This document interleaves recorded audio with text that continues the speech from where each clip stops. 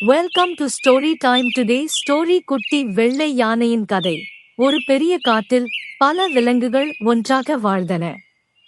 மாலினி என்ற புத்திசாலியான கனிவான பெண் யானையின் தலைமையில் யானை கூட்டம் இருந்தது.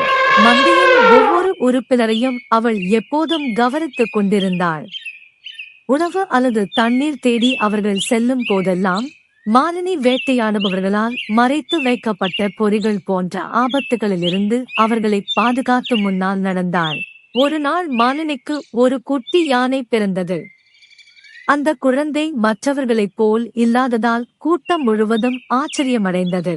அவர் ஒரு அபூர்வ வெள்ளை யானை. மற்ற யானைகள் அனைத்தும் சாம்பல் நிறத்தில் இருந்தபோது இந்த சிறிய யானை தூய வெள்ளை தோல் கொண்டது. வெள்ளை யானை பற்றிய செய்தி வேகமாக பரவியது. பல விலங்குகள் அவரை பார்க்க வந்தன. ஆனால் மாலினி கவனத்தில் மகிழ்ச்சி அடையவில்லை. அவளது தோழி பூனம் மற்றொரு யானை, ஏன் மாலினி இவ்வளவு கவலைப்படுகிறாய் என்று கேட்டது. அதற்கு மாலினி, உனக்கு புரியவில்லை. வெள்ளை யானை மிகவும் அரிதானது. வேட்டைக்காரர்கள் அவரை பிடிக்க முயற்சி செய்யலாம். அவரது உயிருக்கு ஆபத்து உள்ளது என்றார்.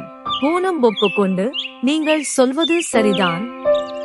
வேட்டைக்காரர்கள் கண்டுபிடித்தால் அவர்கள் அவரை அழைத்துச் செல்ல எதையும் செய்வார்கள். நாம் அவரை பாதுகாக்க வேண்டும். பூனம் முழு மந்தையையும் கூட்டி, இனிமேல் நாம் அனைவரும் மாலினியின் குழந்தையை பாதுகாப்போம். அவரை பாதுகாப்பதற்காக நாங்கள் எங்கள் உயிரை கூட பணயம் வைக்கிறோம். மந்தைகள் தங்கள் தும்பிக்கைகளை உடன்படிக்கையில் உயர்த்தின. அன்று முதல் கூட்டம் வெளியே செல்லும் போதெல்லாம் குட்டியை காக்க 4 யானைகள் தங்கியிருந்தன. மீதமுள்ள மந்தைகள் அவர்களுக்கு உணவு மற்றும் தண்ணீர் கொண்டு வந்தன. இருப்பினும் விரைவில் வேட்டைக்காரர்கள் வெள்ளை யானையை பற்றி அறிந்து கொண்டனர்.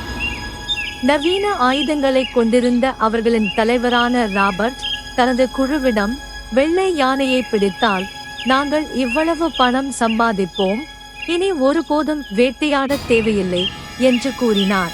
வேட்டைக்காரர்கள் யானைகளை ரகசியமாக பார்க்க ஆரம்பித்தனர். ஒரு நாள் காடு வழியாக கூட்டமாக சென்று கொண்டிருந்த போது ஒரு மரத்தில் மறைந்திருந்த ஒரு வேட்டைக்காரனை மாலினி கவனித்தாள். அவள் உஷாராகி மற்றவர்களை எச்சரித்தாள்.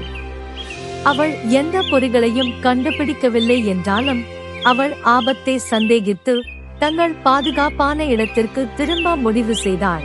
பின்னர் மாலினி ஒரு கூட்டத்தை அழைத்து, வேட்டைக்காரர்கள் எங்களை தாக்கவில்லை, ஆனால் அவர்கள் நிச்சயமாக எங்களை பார்க்கிறார்கள். அவர்கள் என் குழந்தையை திருட விரும்புகிறார்கள் என்று நான் நம்புகிறேன். ஒரு யானை, அது உண்மையாக இருந்தால் முதலில் அவர்களை தாக்கி பயமுறுத்த வேண்டும். மாலினி தலையை ஆட்டினாள். இல்லை, நாம் தாக்கினால் கோபப்பட்டு நம்மை காயப்படுத்துவார்கள். நாம் புத்திசாலியாக இருக்க வேண்டும். அன்று இரவு மாலினி காட்டின் ராஜாவிடம் சிங்கத்திடம் சென்று எல்லாவற்றையும் விளக்கினாள். சிங்கம், கவலைப்படாதே அக்கா, இந்த காட்டில் அனைவரும் ஒன்றாக வாழ்கிறோம். உனக்கு என்ன வேண்டும் என்று சொல்லு என்றான். மாலினி, என் குழந்தை வளரும் வரை உன்னுடைய குகையில் பாதுகாப்பாக வைக்க முடியுமா என்று கேட்டாள். சிங்கம் சிரித்துக் கொண்டே, நிச்சயமாக. உன் குழந்தை என் மருமகன் மாதிரி இருக்கும். நானும் என் மனைவியும் குகையை காப்போம். யாரும் அதன் அருகில் வர துணிய மாட்டார்கள். வெள்ளை யானை நமது வனத்தின் பெருமை என்றார். வெள்ளை யானை சிங்கத்தின் குகையில் பாதுகாப்பாக வாழத் தொடங்கியது. இதற்கிடையில் கூட்டம் சுதந்திரமாக காட்டில் சுற்றித் திரிந்தது. வேட்டைக்காரர்கள் எல்லா இடங்களிலும் தேடியும் குட்டி யானையை கண்டுபிடிக்க முடியவில்லை. விரக்தியடைந்த ராபர்ட் தனது குழுவை கடிந்து கொண்டார். உங்களால் ஒரு குட்டி யானையை கூட கண்டுபிடிக்க முடியவில்லை. எங்கே போனான்? ஒரு வேட்டைக்காரன், எங்களுக்கு தெரியாது. யானைகள் தங்கள் குட்டிகளை தனியாக விடுவதில்லை. ஒன்று அவர்கள் அவரை வெகு தூரம் அனுப்பிவிட்டார்கள், அல்லது அவர் உயிருடன் இல்லை. ராபர்ட் பெருமூச்சு விட்டான். அவர்கள் அவரை வேறொரு காட்டிற்கு அனுப்புவது சாத்தியமில்லை. அவர் இறந்திருக்க வாய்ப்பு அதிகம். இங்கு நிறைய நேரத்தை வீணடித்துள்ளோம். இன்னும் சில நாட்கள் பார்த்து கொண்டே இருப்போம். இன்னும் அவரை கண்டுபிடிக்கவில்லை என்றால் நாங்கள் வேறு காட்டிற்கு செல்வோம். வேட்டையாடுபவர்கள் பல நாட்கள் தேடியும் எதுவும் கிடைக்கவில்லை. இறுதியில் அவர்கள் காடுகளை விட்டு வெளியேறினர்.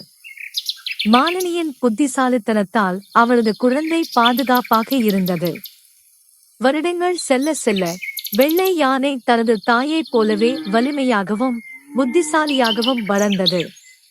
இப்போது வயதான மற்றும் பலவீனமான மாலினி தனது மகன் மந்தையின் புதிய தலைவனாக வருவதை பெருமையுடன் பார்த்தாள்.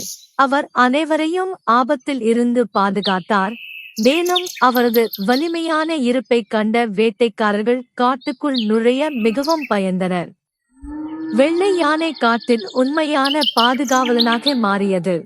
கதையின் தார்மீகம், ஒற்றுமை, ஞானம் மற்றும் குழுப்பணி எந்த ஆபத்தையும் வெல்லும். Thanks for watching. More videos. Subscribe my channel.